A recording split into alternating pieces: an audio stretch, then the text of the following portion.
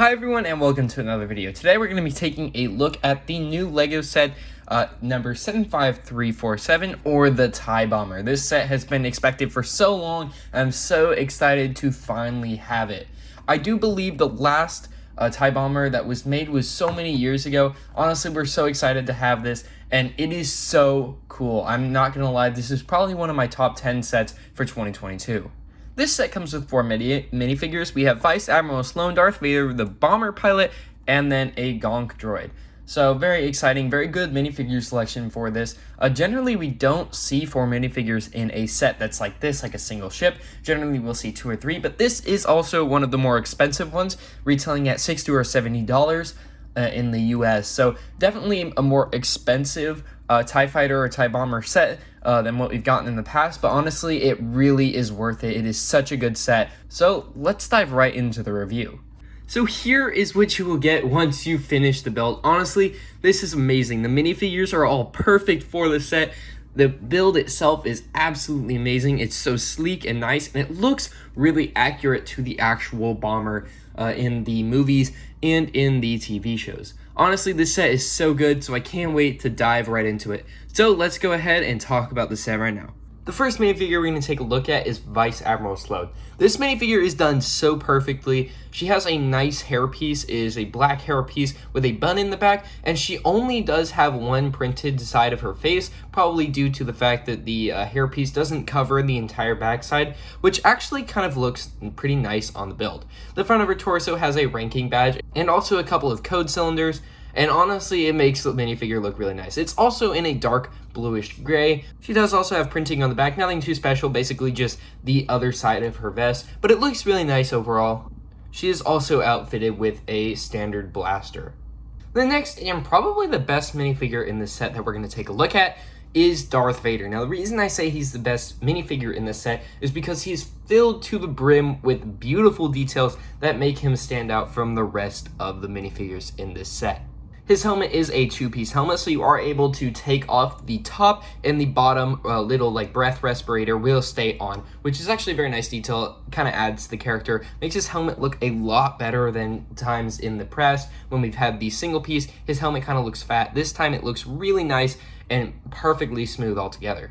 Once you take the helmet off, you'll also notice he has a very nice face print with front and back printing. However, the back printing for this minifigure isn't something that a lot of people generally expect. The back printing is actually not another face, but actually wrinkles that kind of build to his character and kind of show how he is kind of degraded from when he was better as Anakin Skywalker, but it really adds to the character, and I don't think I've seen LEGO do this too many times, but I think on Darth Vader, especially this time, it looks really good. This minifigure is also outfitted with a cloth black cape, which is really nice as well. Taking a look back at the front of the character, he has a really nice torso print, a lot of stuff going on there, but it all is actually pretty accurate to Darth Vader. Then we also have some nice leg printing. There is printing on the back of the torso behind the cape, but you don't really see it, so I'm not going to show it in this video.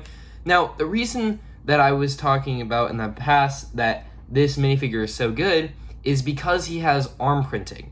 You'll notice on the side right here that his arm printing is actually kind of a dark silver, and it looks so good for the actual character. I'm so happy that LEGO decided to add this. It really adds to the character. It makes it look so much better. I'm so glad that they decided to do this. So this is definitely one of my favorite minifigures in this set. The third minifigure we're going to take a look at in this set is the TIE Pilot. Now, this is to be expected to be included in a TIE Bomber set. There's not really too much special about him. He does have a standard TIE Pilot helmet with a TIE Pilot torso and pants. He does have a very nice print on the torso in front and back as well.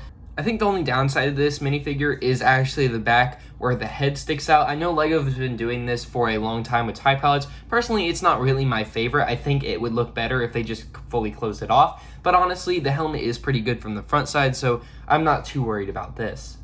Under the helmet, you'll also notice we do have a face that I believe was used for Lex Luthor in a couple old sets in the past. So very interesting here as well, but it does actually add to the build. I do like that they're not using the same face for every single pilot and stormtrooper ever anymore. So I like that they are kind of mixing it up. I think it really adds to LEGO. So I definitely like this minifigure quite a bit. I think it adds to this as well. He is also outfitted with a little pistol, just as a little extra accessory that he comes with. The last and final minifigure is actually a gonk droid. Now, I don't believe that we've seen a gonk droid in the past. We might have, I cannot remember, but all I know is this one is definitely made pretty well. Now, I don't know if this really classifies as a minifigure. It is included on the box, but it is built out of 1,000,000 pieces. Not really, but it does have quite a few pieces in it, so I'm not really sure if that constitutes it being a minifigure or not, but either way, I think it looks pretty amazing. On the back and side over here, you'll notice there are some logos and symbols on it, and these are actually printed on, so very excited to see that as well. There are no stickers required for this. And with this minifigure, you are also able to fit things inside of there, which is actually a really nice touch considering gonk droids are supposed to hold things. So what you are able to do is you can take the 2x2 tile off of the top, and you will actually be shown a small compartment where you can fit some blasters or other accessories that you might want to put in there. Now that we've gone over the minifigures, let's take a look at the actual build itself. Now, this set does have 700 pieces, and it does retail for $70 or $60, one of those two in the US. Honestly, I think it is worth the price, but it is a bit smaller than I would have liked. Now, this set isn't much bigger than the $40 TIE Fighter right now, but honestly, it's jam-packed with so much smooth, round edges. Honestly, it looks so good. I think this is one of LEGO's best aesthetically looking sets. However, there aren't that many features in it that are nice and hollow or opened up. So first, I kind of wanted to go over the play features of this set. So this set does have a few play features, and I'll kind of start with the lamest one that I think everyone knows about. It is the middle stud shooters. So these aren't very liked upon LEGO collectors. Honestly, I don't really mind them. I don't like them either, but they're not like the worst thing in the world. I won't not buy a set because it has these, but honestly, these ones are kind of weird, and for some reason, sometimes when I press them, it gets jammed and won't fire out. Maybe that's because the studs that they use in here are actually rounded tiles and not actual studs, or it's just because these absolutely are the worst thing ever. I don't really know. Either way, sometimes they work, sometimes they don't. I think that's kind of a downside, but overall, I think it looks aesthetically pleasing with the build.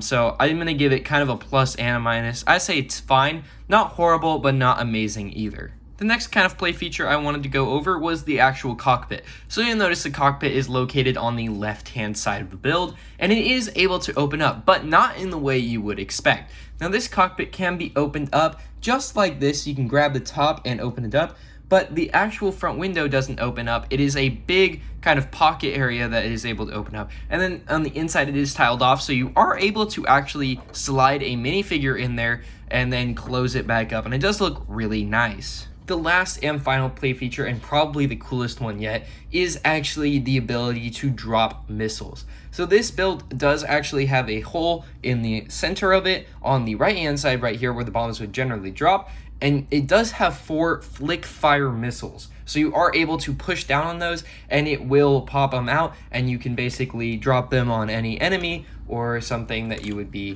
fighting against. On the back of the build, you'll notice we have this really nice tiled off area. This looks so cool. I think it's so sleek looking. Honestly, it makes the build look so cool, and I really like the way that it actually looks all together. Very excited that LEGO is actually paying attention to kind of the small details, because the small details are what make the set quite a bit better. Finally, taking a look at the wings, they are all identical, and they have these really nice black tiles.